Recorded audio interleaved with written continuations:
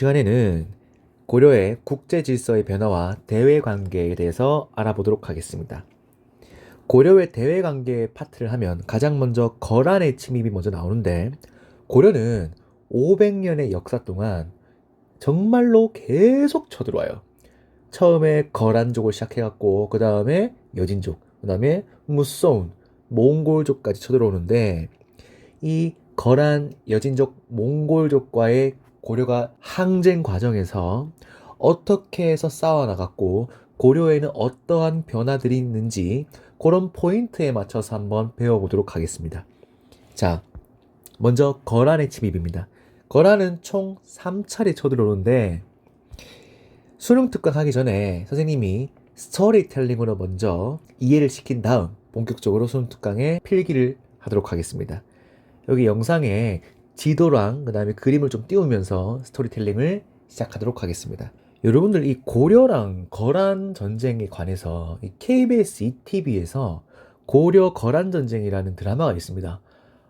정말 2023년 하반기 때부터 2024년 3월까지 했던 한 32부작 정도인 걸로 알고 있는데, 오랜만에 정말 정말 정말 좋은 사극이 나왔어요. 정말 연기도 잘하고 정말 재밌는데, 혹시나 관심 있는 사람들은 꼭 보세요. 정말 재밌습니다. 뭐 김동중, 최수종, 지승현, 이원종, 김산호, 김정학 이런 사람들이 굵직굵직한 역을 맡으면서 아주 연기 배틀을 뜨는데 정말 재밌어요. 자, 일단 거란은요, 고려 성종 때 거란이 침입하게 됩니다. 거란이 왜 쳐들어온 줄 아나? 일단 쉽게 말해서 거란이 삐진 거예요. 쉽게 설명해 줄게. 우선 고려는 일단 거란을 안 좋아합니다. Why? 발해를 멸망시켰잖아. 발해가 우리 민족이잖아. 고구려를 계승했던. 그 다음에 고려도 고구려를 계승했잖아. 그래서 절대적인 이 거란에 대한 부정적인 자세를 취하는데, 예전에 기억나지? 거란이 고려랑 친하게 지내고 싶어갖고 태조 왕건한테 낙타 50필 정도를 보내거든. 근데 태조 왕건이 어떻게 다리 밑에서 굶어 죽이잖아. 이거 얼마나 싫으면. 그 다음, 사실 이게 진짜 이유인데, 거란은 중국의 송나라가 매우 매우 거슬려. 솔직히 고려보다 중국 송나라가 더 거슬린단 말이야. 근데 고려가 송나라랑 친해. 외교하고 있어. 이게 너무 싫은 거야. 그 앞에 말한 이런 여러 가지 이유로 쳐들어오는데, 처음에 쳐들어오는 사람이 바로 거란의 소손영 장군이 쳐들어옵니다. 자, 1차 침입부터 설명할게요. 스토리텔링으로. 우리 고려에는 서희라는 장군. 근데 이때 서희는 무관이 아니라 문신이야, 문신. 문신의 신분으로 이 소손영과 단판을 뜨는데, 서희가 소손영이랑 대화를 하게 됩니다. 참고로 거란의 소손영이 쳐들어왔을 때 고려 내부에서는 항복하자파도 정말 많았어요. 근데 서희가 유일하게 성종이랑 같이 마음이 맞아서 성종한테 폐하, 제가 다녀오겠습니다 하면서 용감하게 혼자의 몸으로, 홀몸으로 말 타고 합니다. 근데 사실 서희는 소손영과 거란이 무엇을 원하고 무엇을 두려워하는지 잘 알고 있었어요. 그리고 서희 대화 기술이 아주 좋아. 자, 이제 대화를 시작합니다. 소손영이, 야, 너네 고려 저번에 왜 우리 황제가 보낸 낙타 굶어 죽이냐? 또, 너희 고려 왜 북진 정책 왜? 여기 우리 땅이야. 가져와. 그리고 우리가 더 힘세니까 좋은 말로 할 때 조공 받쳐라잉. 이러니까 서희가 전혀 떨지 않고 침착한 말투로, 아니, 왜 저기 땅이 니들 땅임?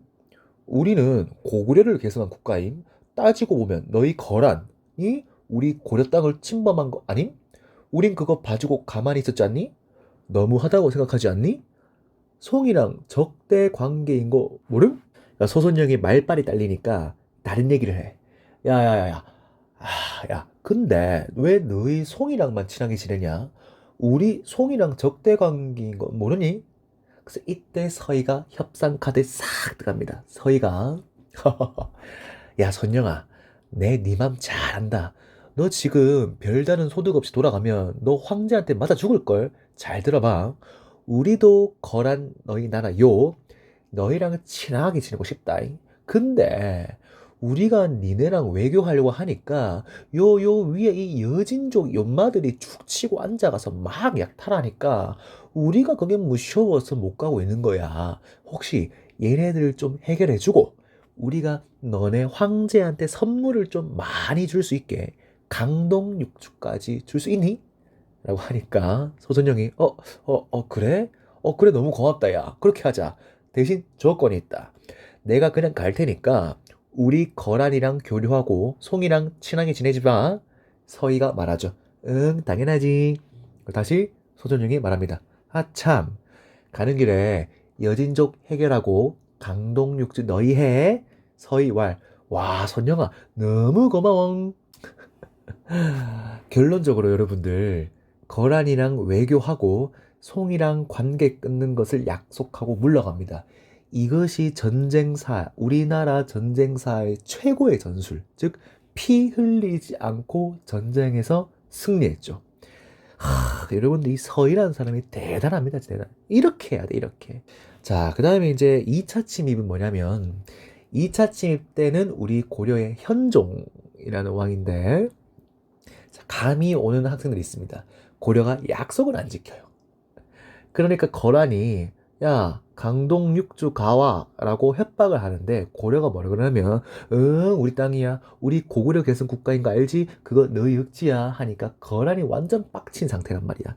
그래서 어떻게 쳐들어가지 명분을 찾다가 와우 마침 고려에서 명분이 생길 수 있는 사건이 터지게 됩니다.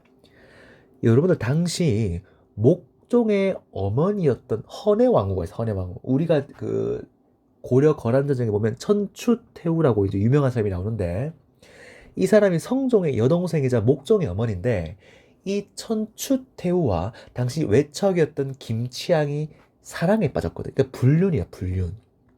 근데 중요한 건 이 불륜도 잘못되는데 이 천추태후와 김치향 사이에서 낳은 아들을 왕으로 옹립하기 위해서 모의를 합니다.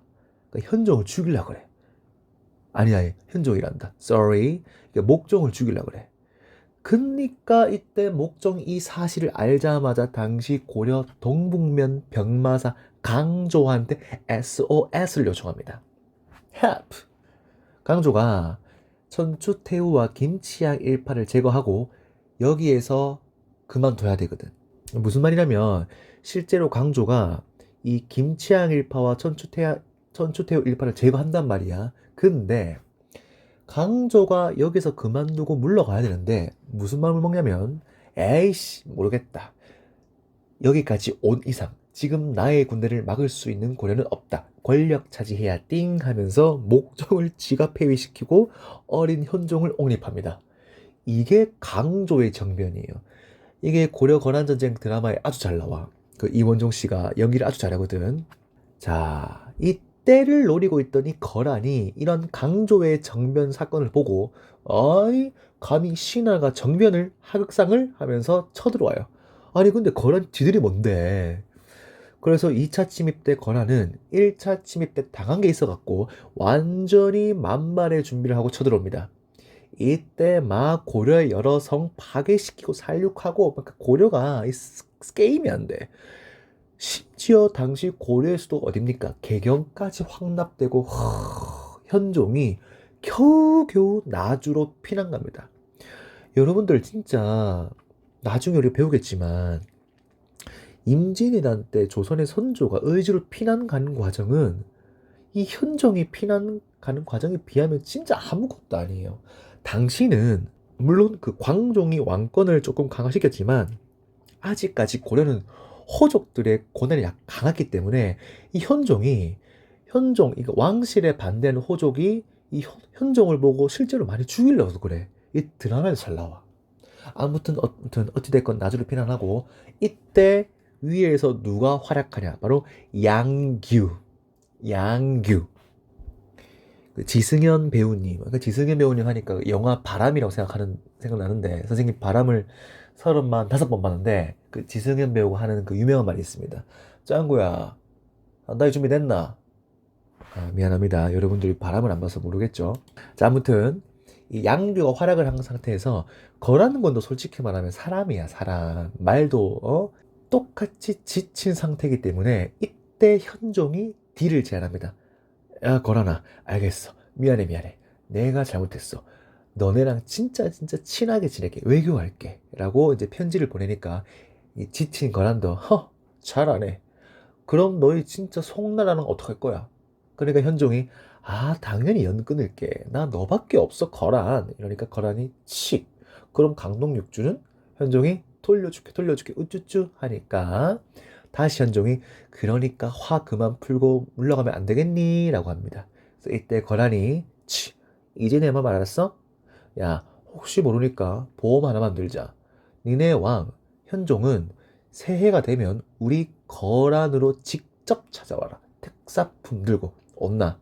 그럼 갈게. 오케이? 콜? 하니까 현종이 컬 하면서 현종의 친조 플러스 강동 육주 반환, 그 다음에 송나라랑 외교를 끊는 걸 약속을 받고 거란이 또 철수를 합니다. 이게 2차야. 스펙타클하지? 근데 3차 때가 또 다가옵니다. 이때도 현종인데 여러분 이제 감이 옵니까? 현종이 그동안 아프다는 이유로 자꾸 안 갑니다. 강동 육주도 안 줘요. 심지어 송나라랑 관계도 안 끊어요. 여러분 이쯤 되면 거란의 마음이 조금 이해가 가는데 그러니까 이제 거란이 아니 이런 미친 장난하나 죽고 싶은 거야? 후회하지 마라 하면서 침입을 하는데 이때는 고려도 2차 침입 때와는 완전히 다른 게 만발의 준비를 끝내놓은 상태입니다. 우리 최수종 배우가 역할했던 강감찬이 등장하는 날입니다. 이 강동 육주 안에 있는 귀주성이 있어요. 여기에서 강감찬이 거란군을 박살내버리는데 이게 바로 귀주대첩이라고 하죠. 그러니까 제3자의 입장에서 보면 거란이 정말 정말 정말 불쌍합니다. 알겠죠? 그래서 여기까지가 이제 고려 거란 전쟁의 스토리텔링이에요. 자, 그러면 수능 특강에 조금 필기를 하면서 하도록 하겠습니다. 자, 선생님이 거란이 몇 차례 쳐들어온다 했죠? 3차례죠. 자, 그런데 거란이 침입을 하는 가장 주요한 이유는 뭐냐면 바로 옆 동네 송나라랑 외교 관계를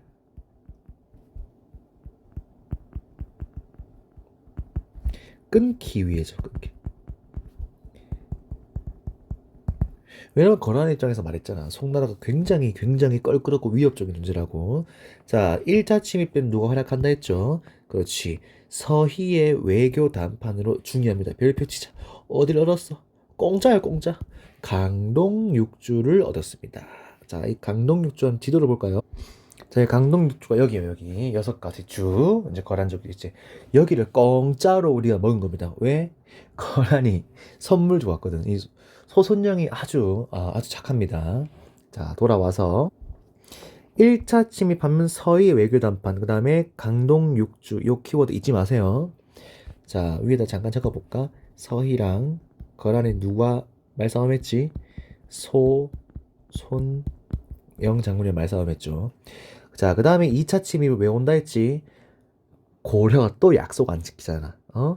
송나라랑 관계도 끊지도 않고 강동육도 안 돌려줘. 자, 그러니까 여기 보면은 송과의 지속적인 관계 유지 때문에 반발에 침입하다 됐죠. 그러니까 누가 보면 진짜 사랑 싸움이야, 사랑 싸움.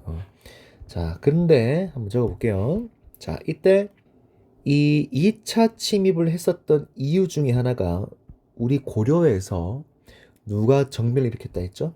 그렇지. 강조의 정변을 구실로 거란족이 쳐들어왔다 했죠. 그 다음에 강조의 정변과 강동육주를 반환하지 않아서 그 다음에 왼쪽에 적혀있는 송나라랑 끝까지 친하게 지내서 자, 그러니까 우리 고려가 이때는 개경까지 함락당하고 현종이 나주까지 피신가고 자, 이때 누가 활약했다 했지? 그렇지.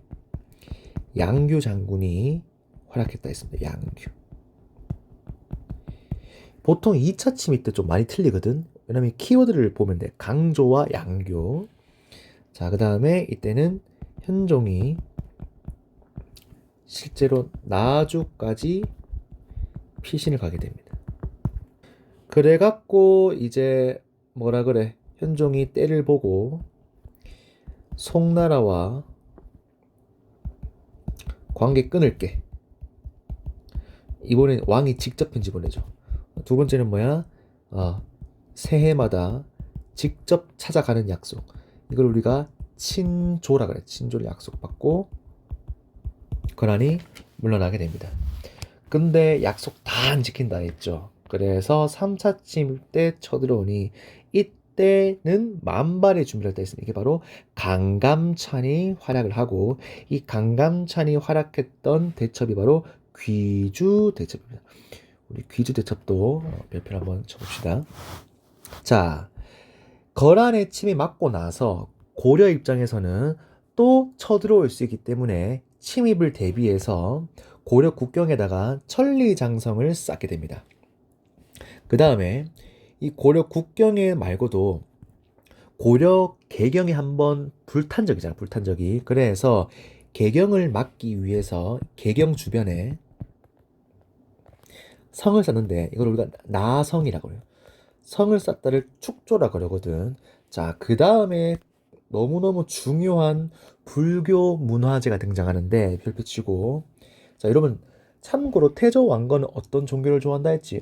불교를 굉장히 숭배하는 민족이야. 그러니까 이때는 이 거란족을 제발 제발 부처님 제발 무찔러 두세요라고 하면서 부처의 힘을 믿으면서 거란족을 쫓아내기 위해 대장경을 하나 조판하는데, 이게 바로 처음 만들었다 해서 초조 대장경이라고 합니다. 초조 대장경을 조판합니다. 거란 침입 때 만든 대장경이 초조 대장경입니다. 왜 별별 쳤냐? 나중에 몽골의 침입 때도 대장경을 한 번 더 만들거든. 그게 여러분들이 아는 그 유명한 팔만 대장경이야. 팔만 대장경. 다시 만들었다 해서 제조 대장경이라 합니다. 자, 그럼 내려와서 요 자료 플러스를 볼까? 항상 말했죠. 수능 특강이나 교과서에 나오는 이 제시문을 반드시 봐줘야 한다고. 왜? 역사 문제, 역사 시험은 이 제시문을 해석하고 볼 줄 알아야 됩니다. 자, 한번 볼게요. 아까 읽었던 거 그대로 다 나옵니다. 소선영 나오죠? 서희 나오죠? 어쩌고저쩌고 지금 다 삐졌어요. 다 삐졌고. 자, 아까 다 읽었기 때문에 넘어갈게요. 여러분 다 읽어보세요. 다 읽어보세요. 자, 어쨌든 서희는 외교 담판으로 송과의 관계를 단절하고 거란과 외교 관계를 맺을 걸 약속해서 강동 육주 지역을 확보했다는 점. 요게 중요한 겁니다. 요게. 자, 그 다음은 거란족이 가고 나서 처음엔 굉장히 찐따였던 이 여진족과의 또 만남이 시작됩니다. 여러분, 여진이 처음에는 우리 고려를 간간히 약탈을 하기도 했지만 우리 고려한테 조공을 바치던 애들이야. 정말 처음에는 작은 부족이고 찐따여서 우리가 우쭈쭈 해주거나 하면서 당근과 채찍을 적당히 주던 민족이었는데, 근데 이 여진족 안에서 완颜부의 여진의 영웅 아구다라는 사람이 등장하니까 그때부터 부족을 통합하더만 여진이 겁나 세지거든. 자, 이때 위에 한번 적어볼게요. 우리 고려는 12세기 초부터 여진과 충돌하기 시작합니다. 근데 이제 예전에 찐따인 줄만 알았더니 여진한테 제대로 된 첫 전투 때 겁나 털립니다. 그러니까 이 찐따인 줄 알았는데 가볍게 그냥 전쟁을 하러 갔는데 고려군이 여진한테 개 박살이 나버리는 거예요. 그래서 개 박살. 여기에 당황한 우리 고려에서 어떤 움직임이 있었냐면, 이제부터 키워드가 나옵니다.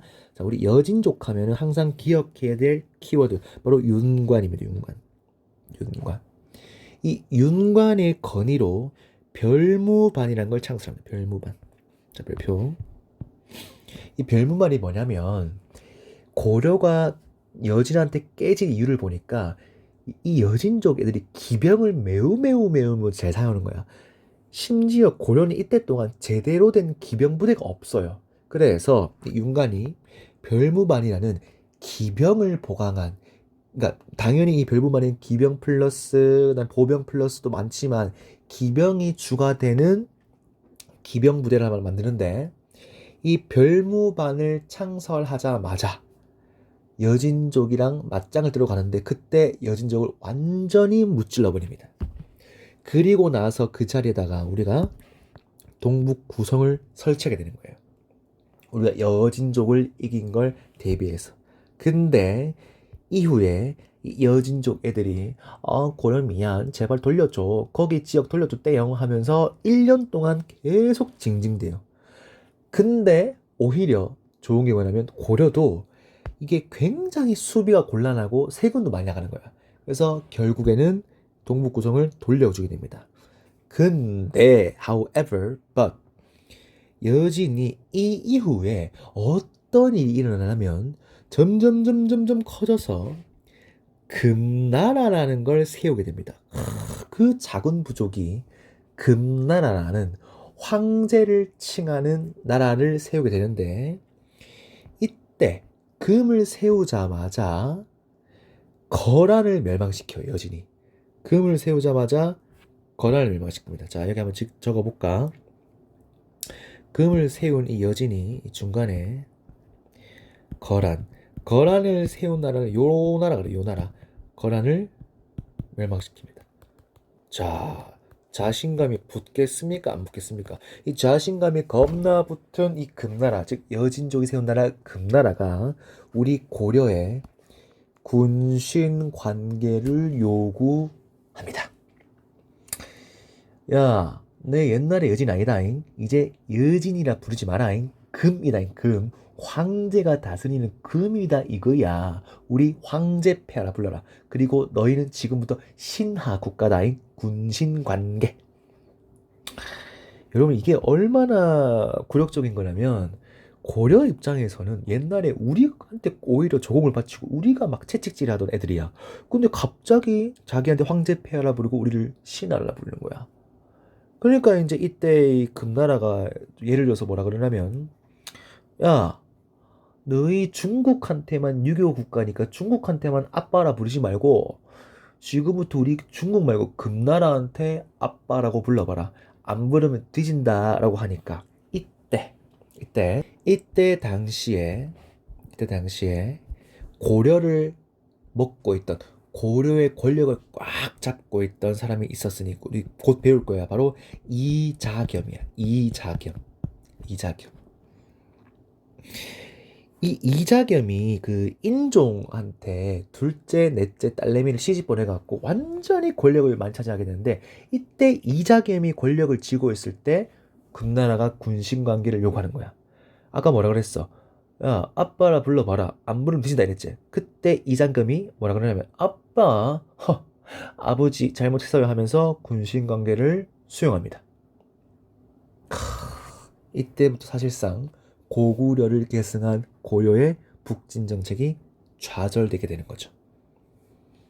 이게 왜 수용하냐면 이자겸이 또 전쟁을 일으키면 또 혹시 또 모르니까 자기의 정권 유지를 목적으로